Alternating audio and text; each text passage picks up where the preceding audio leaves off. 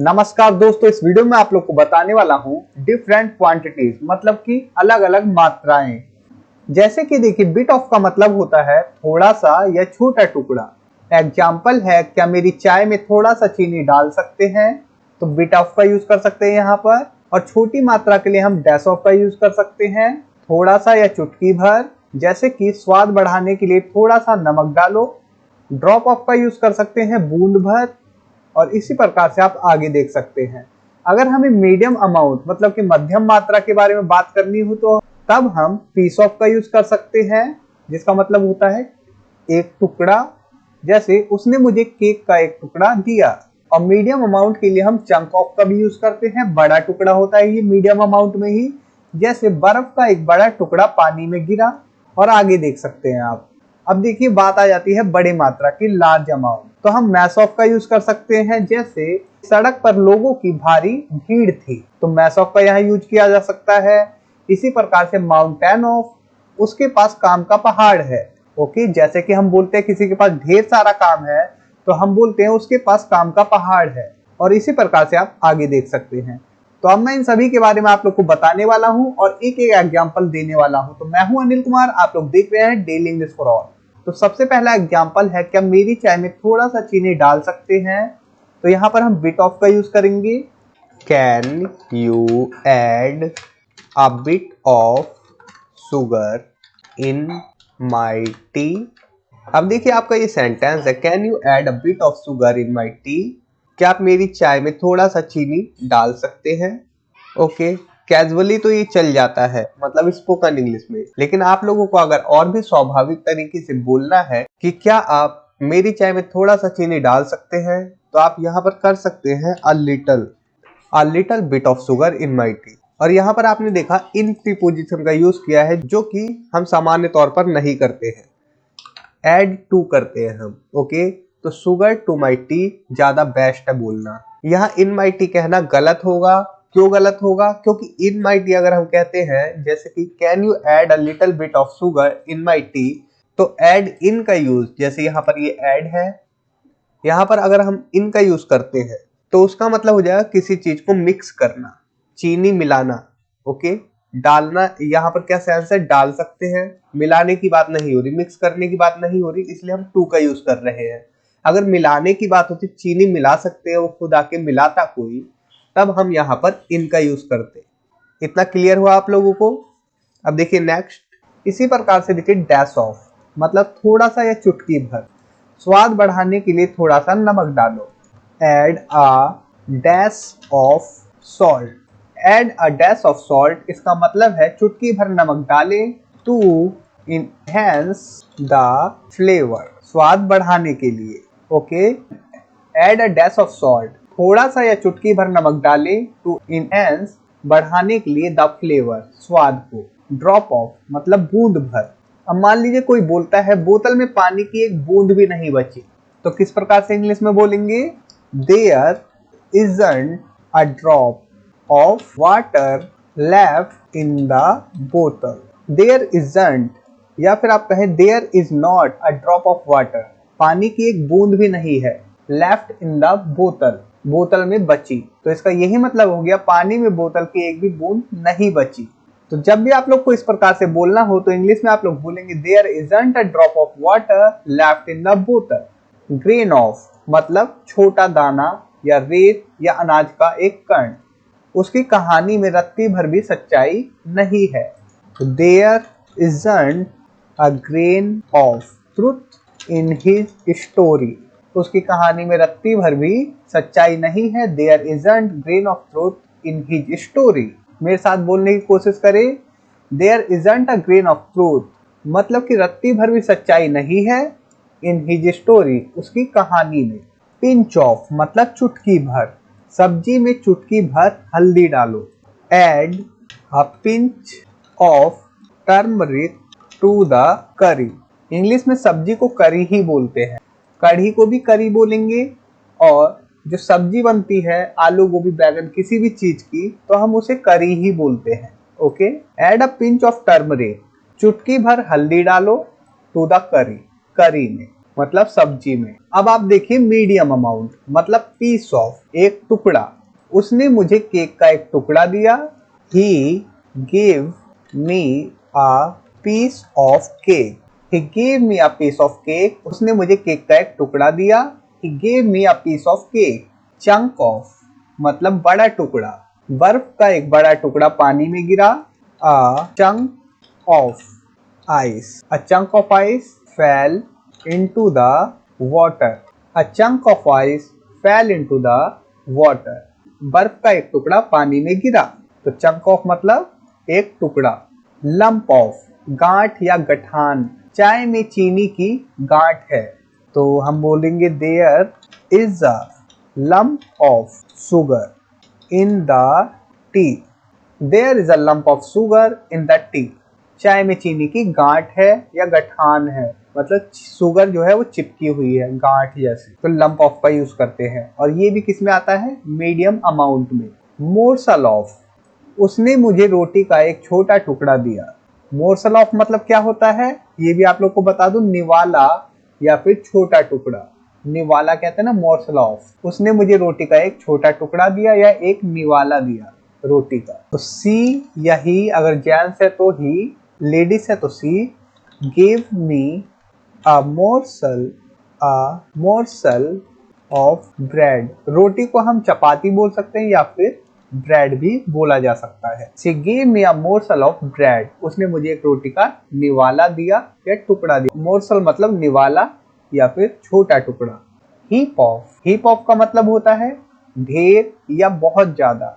गली में कचरे का ढेर लगा है, मतलब कि काफी ज्यादा कचरा है गली में। तो there is a heap of garbage in the street. There is a heap of garbage in the street. गली में कचरे का ढेर लगा है या ढेर लगा हुआ है। अब देखिए लार्ज अमाउंट मतलब बड़ी मात्रा, तो हम यूज करेंगे मैस ऑफ का। मैस ऑफ का मतलब होता है बड़ी मात्रा या विशाल ढेर। जैसे कि सड़क पर लोगों की भारी भीड़ थी, मतलब बड़ी मात्रा थी लोगों की। तो there was a mess of people on the street. सड़क पर लोगों की भारी भीड़ थी, आप कह सकते हैं there was a mess of people on the street. There was a mess of people on the street. या फिर इसकी जगह आप यूज कर सकते हैं जो कि काफी बेटर होगा आपके लिए, there was a huge crowd of people on the street. ये ज्यादा बेटर है। There was a huge crowd of people on the street. सड़क पर लोगों की भारी भीड़ थी या बड़ी मात्रा थी। ओके। माउंटेन ऑफ उसके पास काम का पहाड़ है, तो he has a mountain of work to do. उसके पास काम का पहाड़ है, he has a mountain of work. यहाँ तक भी हम फुल स्टॉप लगा सकते हैं, लेकिन टू डू जब हम लिख देते हैं तो इसका मतलब है करने के लिए। Okay. He has a mountain of work to do. उसके पास काम का पहाड़ है करने के लिए, मतलब अभी उसने किया नहीं है, अभी उसके पास पहाड़ बाकी है काम का, मतलब बहुत सारा काम बाकी है उसके पास। He has a mountain of work to do. Pile of एक के ऊपर एक जमा हुआ ढेर। जैसे टेबल पर किताबों का ढेर पड़ा है, किताबों के ऊपर किताबें, इस प्रकार से। तो there is a pile of books on the table. There is a pile of books on the table. Table पर किताबों का ढेर पड़ा है, मतलब एक के ऊपर एक किताबें जमा होके रखी हुई है, ढेर बहुत सारी। तो मेरे साथ बोलिए, there is a pile of books on the table. There is a pile of books on the table. Pool of का मतलब होता है पानी या तरल पदार्थ का जमाव। जैसे फर्श पर खून का तालाब था, तो there was a pool of blood on the floor. There was a pool of blood on the floor. फर्श पर खून का तालाब था। जरूरी नहीं है कि सचमुच का वो तालाब हो, हम जैसे बोलते हैं, ठीक है, हम देखते खून पड़ा हुआ है या पानी पड़ा हुआ है या कलर गिरा हुआ है जमीन के ऊपर या दूध पड़ा हुआ है, तो हम पूल ऑफ और उसके बाद उस चीज का नाम ले लेंगे जो भी पड़ा होगा जमीन पर। जैसे अगर हम बोले there was a pool of water on the floor, मतलब कि फर्श पर पानी का तालाब था। अब ये जरूरी नहीं कि वो पानी का तालाब ही था, जैसे कि हम हिंदी में बोलते हैं उसी प्रकार से ही। अगर हम बोले there was a pool of milk, pool of के बाद मिल्क ऑन द फ्लोर, तो फर्श पर दूध का तालाब था। ओके, अब ये जरूरी नहीं कि वो दूध का तालाब था। तो बड़ी मात्रा के लिए हम ये यूज करते हैं, तो ज्यादा मतलब कि एक पूरी थैली मान लीजिए अगर गिर जाए तो हम उसके लिए यूज कर सकते हैं। ओके, अब छोटी सी बूंद गिरी तो उसके लिए हम पूल ऑफ का यूज नहीं कर सकते। पोर्शन ऑफ, हिस्सा या भाग। केक का एक बड़ा हिस्सा खा लिया गया, किसी के द्वारा खा लिया गया होगा। पैसिव का सेंटेंस है।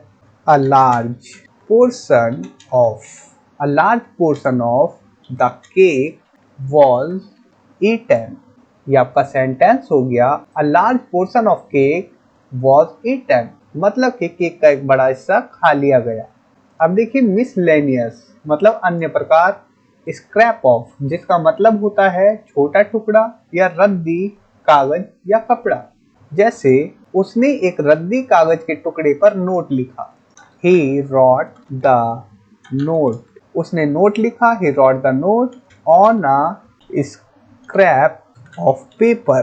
He wrote the note, उसने एक नोट लिखा on a scrap of paper, एक रद्दी कागज पर। ओके, स्क्रैप ऑफ का मतलब छोटा टुकड़ा या रद्दी कागज या कपड़ा, मतलब छोटा टुकड़ा किसी चीज का, तो कागज के छोटे टुकड़े पर उसने नोट लिखा। ये सेंस है। सीट ऑफ, सीट ऑफ का मतलब होता है चादर या परत। सड़क पर बर्फ की परत थी या बर्फ की चादर फैली हुई थी। तो there was a sheet of ice on the road. ये आपका सेंटेंस है।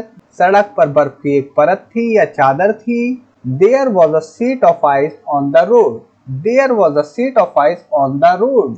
श्रेड ऑफ, कटा फटा टुकड़ा या छोटी मात्रा। उसने रत्ती भर भी पछतावा नहीं दिखाया। से बनाते हैं। He didn't show a shred of remorse, उसने रत्ती भर भी पछतावा नहीं दिखाया। आप बोलेंगे He didn't show a shred of remorse। Slice of मतलब कटा हुआ टुकड़ा। क्या मुझे पिज्जा का एक टुकड़ा मिल सकता है? Can I have a slice of pizza?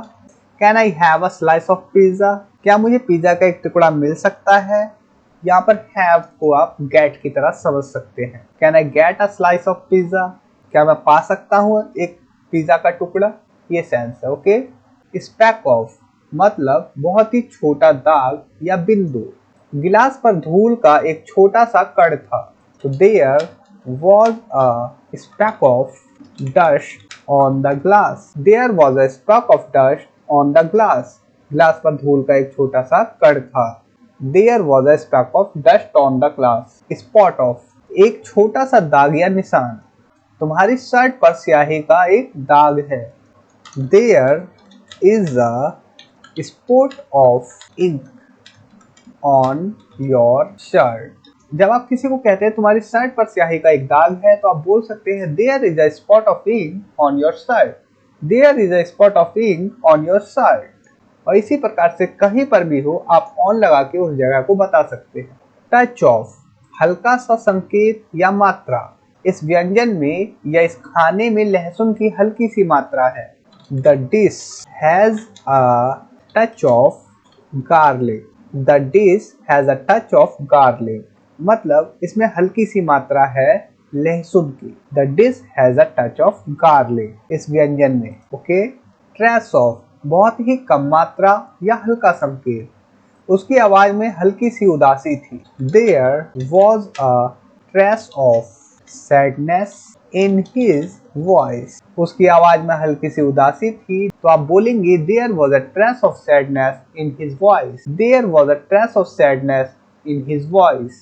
तो दोस्तों इस वीडियो में इतना ही। उम्मीद करता हूँ ये वीडियो आप लोग के लिए हेल्पफुल होगी और इस वीडियो से आप लोगों ने काफी कुछ सीखा होगा और आप लोगों को खास तौर पर मात्रा के बारे में तो जरूर ही पता चल गया होगा कि कम मात्रा के लिए हम कौन से वर्ड का यूज कर सकते हैं और ज्यादा मात्रा के लिए और मीडियम मात्रा के लिए। और मैं आप लोगों से कहना चाहूंगा कि आप लोगों ने अगर अभी तक मेरी ई बुक पीडीएफ को बाय नहीं किया है, जो कि इंग्लिश सीखने के लिए काफी ज्यादा इंपॉर्टेंट है, तो डिस्क्रिप्शन में मैं लिंक दे दूंगा, आप लोग जाकर वहां से मेरी ई बुक पीडीएफ को बाय कर सकते हैं। तो इस वीडियो में इतना ही। Thanks for watching, take care, bye.